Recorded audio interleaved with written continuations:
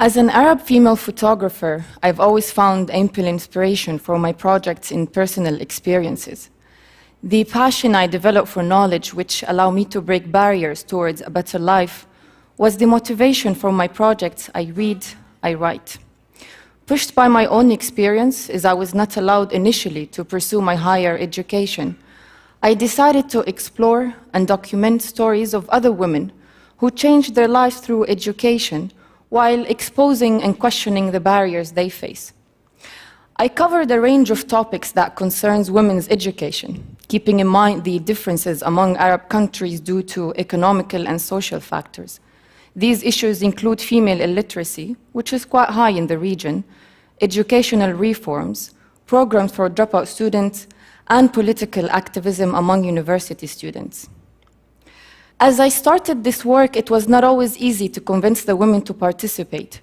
Only after explaining to them how their stories might influence other women's lives, how they would become role models for their own community, did some agree. Seeking a collaborative and reflexive approach, I asked them to write their own words and ideas on prints of their own images. Those images were then shared in some of their classrooms and worked to inspire and motivate other women going through similar educations and situations. Aisha, a teacher from Yemen, wrote, "I sought education in order to be independent and to not count on men with everything." One of my first subjects was Saad from Egypt. When we first met, she was barely able to write her name. She was attending a 9-month literacy program run by a local NGO in the Cairo suburbs. Months later, she was joking that her husband had threatened to pull her out of the classes as he found out that his now literate wife was going through his phone text messages. Naughty Saad. Of course, that's not why Saad joined the program. I saw how she was longing to gain control over her simple daily routines, small details that we take for granted, from counting money at the market to helping her kids in homework. Despite her poverty and her community's mindset, which belittles women's education, Saad, along with her Egyptian classmate, was eager to learn how to read and write. In Tunisia, I met Asma, one of the 4 activist women I interviewed. The secular bioengineering student is quite active on social media.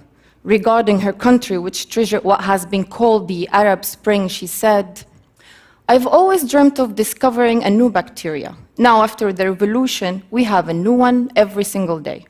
Asma was referring to the rise of religious fundamentalism in the region, which is another obstacle to women in particular.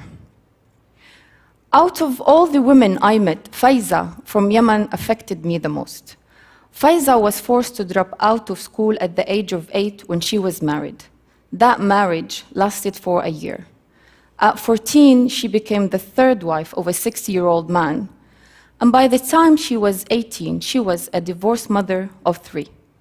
Despite her poverty, despite her social status as a divorcee in an ultra-conservative society, and despite the opposition of her parents to her going back to school, Faiza knew that her only way to control her life was through education. She is now 26. She received a grant from a local NGO to fund for her business studies at the university. Her goal is to find a job, rent a place to live in, and bring her kids back with her. The Arab states are going through tremendous change, and the struggles women face are overwhelming. Just like the women I photographed, I had to overcome many barriers to becoming the photographer I am today.